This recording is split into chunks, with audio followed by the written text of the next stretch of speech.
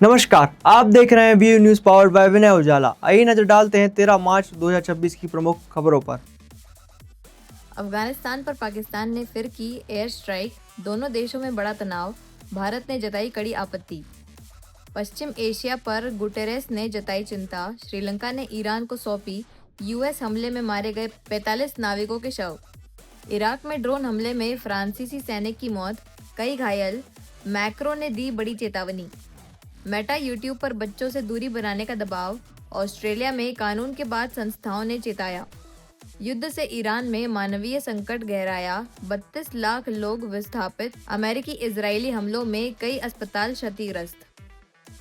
Bharat America में महत्वपूर्ण खनिजों पर समझौता जल्द, यूएस राजदूत सर्जियो गोर ने दिए संकेत।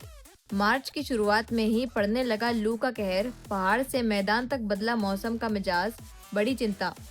राज्यसभा चुनाव से पहले सियासी हलचल, कांग्रेस ने ओडिशा के 8 विधायक कर्नाटक भेजे। पिछले 4 महीनों में पीएम मोदी का चौथा असम दौरा, 47,000 करोड़ रुपए की देंगे सौगात। पीएम मोदी ने ईरानी राष्ट्रपति से की बात, कहा भारतीयों की सुरक्षा हमारी सर्वोच्च प्राथमिकता।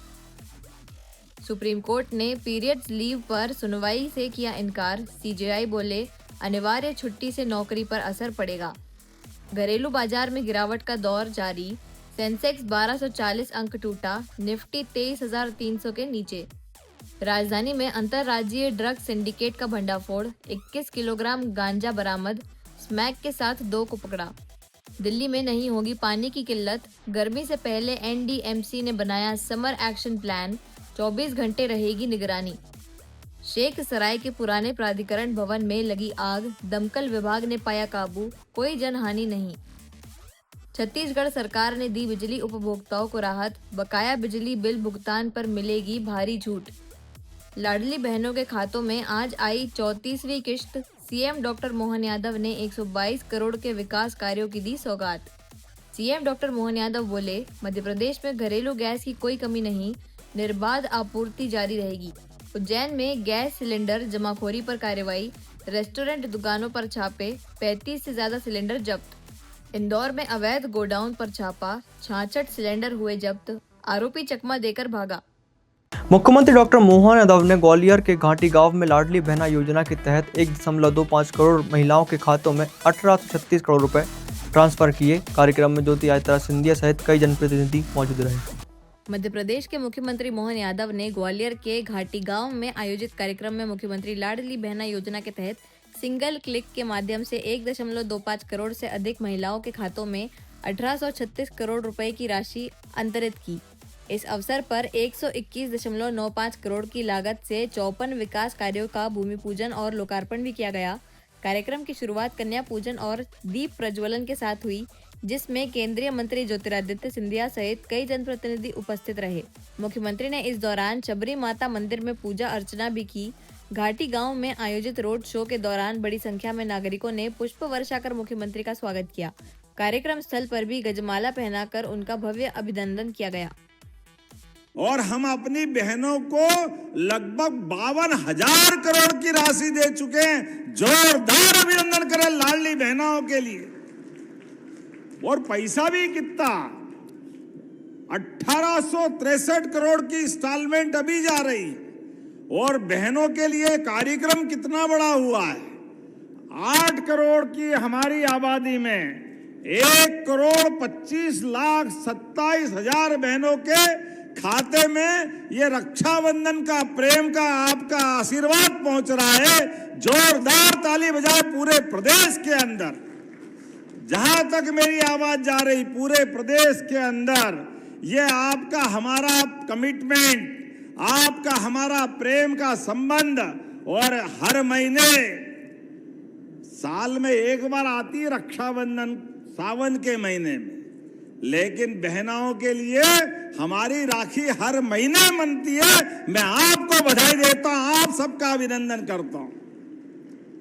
1,500 रुपए की राशि हर महीने हर एक बहन के खाते में बगैर कष्ट के पहुंचती है। और बहनें भी उस राशि के बलबूते पर, कोई सिलाई मशीन, किसी ने छोटी मोटी दूध की डेयरी, कोई ना कोई काम करते हुए घर की प्रगति के लिए सम्मान के साथ बहनों ने अपनी अलग अलग राह बनाई है। ऐसे में जब नवरात्रि भी आने वाली है, कुछ ही दिनों बाद नवरात्रि के पहले हमारी बहनों के लिए बड़ी धनराशि, और इतना ही नहीं, अभी यहाँ जब हम अलग अलग प्रकार के चेक दे रहे थे, अब बहनों के लिए 45 लाख का, 2 करोड़ का, 3 करोड़ का, कितने प्रकार के अलग अलग प्रकार की योजनाओं का लाभ दिला रहे हैं।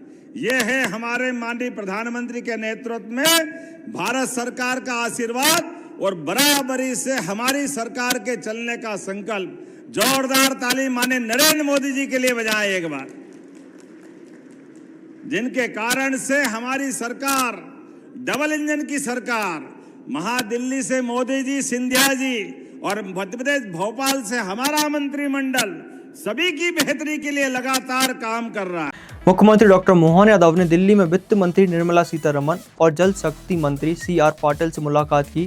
बैठक में प्रदेश के वित्त और जल संरक्षण से जुड़े मुद्दों पर चर्चा हुई। मध्य प्रदेश के मुख्यमंत्री डॉक्टर मोहन यादव ने दिल्ली दौरे के दौरान केंद्रीय वित्त मंत्री निर्मला सीतारमण से मुलाकात की। इस दौरान प्रदेश से जुड़े कई महत्वपूर्ण मुद्दों पर चर्चा हुई।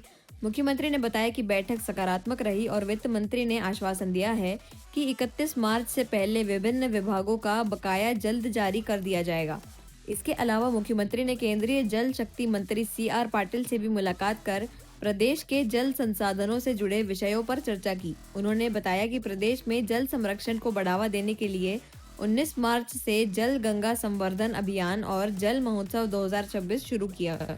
हमारे राज्य के कई सारे विषयों को लेकर के माननीय वित्त मंत्री जी से मुलाकात भी हुई और विभिन्न विभागों के 31 मार्च के पहले उनके ड्यू का भुगतान हो जाए, और साथ ही सिंहस्थ का भी भविष्य में जो आयोजन होने वाला है उसमें भी वित्तीय मदद हो।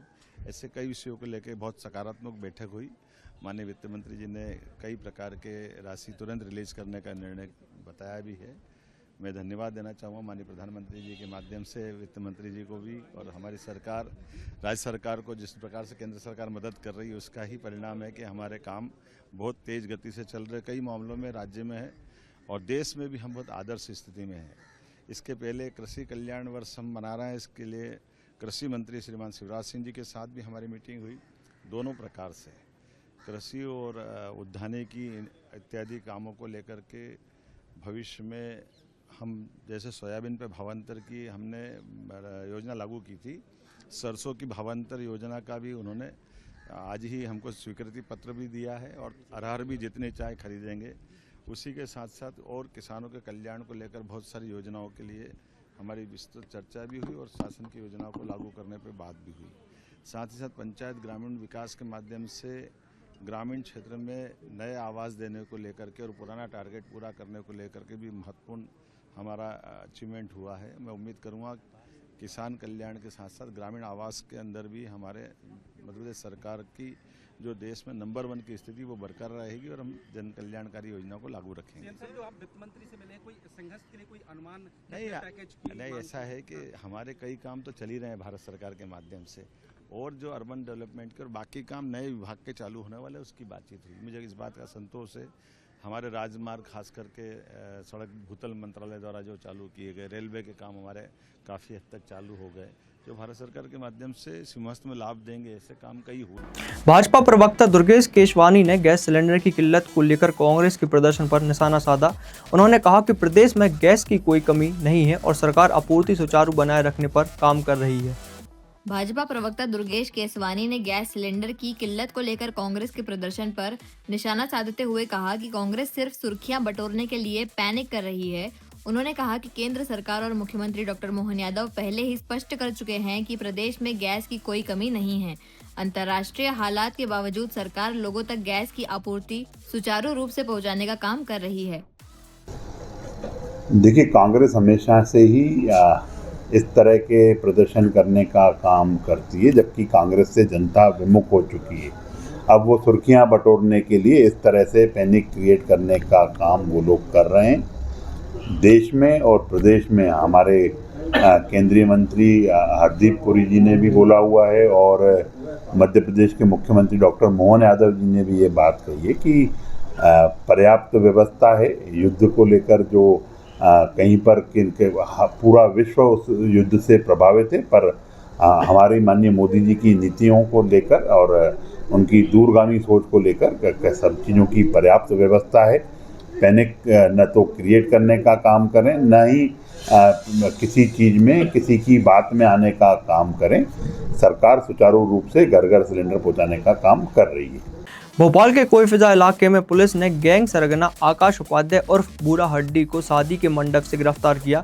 आरोपी पर पुजारी का अपहरण कर 50,000 रुपए वसूलने का आरोप है। भोपाल की कोईफिजा पुलिस ने इलीगल गैंग के सरगना आकाश उर्फ भूरा हड्डी और उसके 5 साथियों को गिरफ्तार किया है। पुलिस ने उसे उसकी शादी के मंडप से पकड़ा। आरोप है कि गैंग ने एक पुजारी का अपहरण कर उससे 50,000 रुपए की वसूली की थी। पूछताछ में पता चला कि शादी के खर्च के लिए यह साजिश रची गई थी। आरोपी आकाश उपाध्याय ने पुजारी को बहाने से कमरे पर बुलाया, जहां आरोपियों ने मारपीट कर उसे बंधक बना लिया और ईदगाह हिल स्थित फ्लैट में ले जाकर पैसे वसूले। इधर गिरफ्तारी के बाद आरोपी की होने वाली पत्नी सीमा कोईफिजा थाने पहुंची और पुलिस से शादी की रस्में पूरी कराने की गुहार लगाती रही, लेकिन पुलिस ने नियमों का हवाला देते हुए मना कर दिया। 10 मार्च को पुलिस को सूचना आई कि लगभग 1-2 दिन पहले जो फरियादी है राकेश खेमरिया, ये पुलिस के पास आया है, जो कि ये निशातपुरा का रहने वाला है और ये कोईफिजा थाने में इसने आके एक रिपोर्ट दर्ज कराई, जिसमें इसने बताया कि कुछ लोग इसको ब्लैकमेल कर रहे हैं और एक झूठे केस में फंसाने की साजिश कर रहे हैं, जैसे बलात्कार का केस उस पर लगवाना चाह रहे हैं और इसके एवज में 8 लाख रुपए की मांग की जा रही है और उसको मारा पीटा भी गया है और 50,000 रुपये ऑनलाइन ट्रांजैक्शन भी कराया है।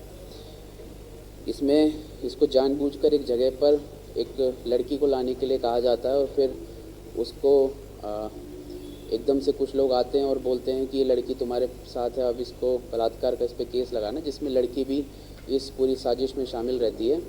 और ये गैंग बहुत ही बदनाम गैंग, जो कि भूरा हड्डी की गैंग है, ये उसका पूरी साजिश थी। इस गैंग में बहुत ज़्यादा लोग हैं, 15-20 लोग मौजूद रहते हैं हमेशा, और ये पुराने भोपाल में भी सक्रिय हैं और नए भोपाल में भी कई बार इस तरह की वारदात पूर्व में भी करते आए हैं और बहुत ही दुर्दांत अपराधी है। इसमें पुलिस द्वारा सक्रिय रूप से कार्रवाई की गई है और 6 आरोपियों को गिरफ्तार किया गया है, जिसमें भूरा हड्डी स्वयं भी शामिल है। इसके भूरा हड्डी के 31 अपराध हैं। इसका नाम आकाश नीलकंठ भी है। रामजी ठाकुर के पूर्व में 4 आपराधिक रिकॉर्ड हैं। इसके अलावा आकाश उपाध्याय, जिसने इस साजिश में भूरा हड्डी की मदद की, उसका 1 अपराध पूर्व का है। अभिषेक मीणा के 12 अपराध पूर्व के हैं। ये अड़ीबाजी, अवैध हथियार, लड़ाई झगड़ा, मारपीट के इसके भी अपराध हैं। नीरज खानगे, इसके 5 पूर्व में अपराध रहे हैं। अमित ओसवाल, इसके भी 4 पूर्व में अपराध रहे हैं। जो सबसे महत्वपूर्ण दुर्दांत अपराधी है वो है भूरा हड्डी आकाश नीलकंठ। ये इलीगल नाम से गैंग चलाता था। ये लोग अपने गर्दन पे भी इलीगल नाम का टैटू लगवा के घूमते हैं और इस तरह की अड़ीबाजी और ब्लैकमेलिंग, एक्सटॉर्शन तरह का काम करते हैं। इंदौर के आजाद नगर क्षेत्र में पुलिस ने 11 ग्राम स्मैक के साथ 2 आरोपियों को गिरफ्तार किया है। पकड़े गए आरोपियों की पहचान संदीप और नेहा के रूप में हुई है। एनडीपीएस एक्ट के तहत मामला दर्ज कर इंदौर के आजाद नगर पुलिस ने 21 ग्राम स्मैक के साथ एक युवक और युवती को गिरफ्तार किया है। जब्त स्मैक की कीमत करीब 2 लाख रुपए बताई जा रही है। मुखबिर की सूचना पर पुलिस ने कार्रवाई करते हुए दोनों आरोपियों को पकड़ा। गिरफ्तार आरोपियों की पहचान भील कॉलोनी मूसाखेड़ी निवासी संदीप और नेहा के रूप में हुई है। पुलिस ने दोनों के खिलाफ एनडीपीएस एक्ट के तहत मामला दर्ज कर लिया है। फिलहाल पुलिस आरोपियों से पूछताछ कर रही है और रिमांड लेकर मामले की जांच आगे बढ़ाई जा रही है। आज दिन में हमने 2 अलग अलग रेड में एक महिला जिसका नाम नेहा सिंगार है, उसको लगभग 11.5 ग्राम स्मैक के साथ पकड़ा है और एक लड़का जिसका नाम संदीप है, उसको लगभग 10 ग्राम स्मैक के साथ दोनों को पकड़ा है। दोनों मूसाखेड़ी में भील कॉलोनी के रहने वाले हैं और स्मैक बेचने के इसमें काफ़ी समय से संलिप्त थे। इनकी अलग अलग सूचनाएं आ रही थी। आज हम भ्रमण के दौरान, चेकिंग के दौरान लेटेश्वर हनुमान मंदिर और अक्षरधाम कॉलोनी है, वहाँ से हमने इन लोगों को पकड़ा है और ये लगभग बेचने की फिराक में थे और उनको पकड़ा है। लगभग 21 ग्राम स्मैक है, उसकी कीमत लगभग 2 लाख रुपए है। दोनों को अरेस्ट किया और इसकी इन्वेस्टिगेशन जारी है। ये दो की आपस में कोई संबंध है? नहीं, ये दोनों भील कॉलोनी में रहते हैं लेकिन अलग अलग रहते हैं। दोनों का आपस में संबंध नहीं है लेकिन रहते भील कॉलोनी में। तो ये कब से बेच रहे थे, कब से संचालित करने, कुछ आइडिया है? अब वो इन्वेस्टिगेशन में इनसे पूछताछ की जा रही है। और इनका रिमांड लेंगे, जैसे भी आगे तथ्य आएंगे उसमें आगे की कहाँ कार्रवाई। से लेके आना बताया सर, कैसे सेल करते थे कुछ? अभी हमने इनको अरेस्ट किया है, इसी कहाँ से लाते थे और कहाँ बेचते थे इसके संबंध में पूछताछ जारी है, इसीलिए हम इनका PR ले रहे हैं और उसमें जो भी तथ्य आएंगे आगे की इन्वेस्टिगेशन में कार्रवाई कोई पूर्व में आपराधिक रिकॉर्ड वगैरह? उसकी भी जांच की जा रही है। अगर इनका कोई पूरा आपराधिक रिकॉर्ड हो रहा है इसके संबंध में भी जांच की जा रही है। ऐसे ही खास खबरों के लिए बने रहिए हमारे साथ व्यू न्यूज़ पर, पावर्ड बाय विनय उजाला।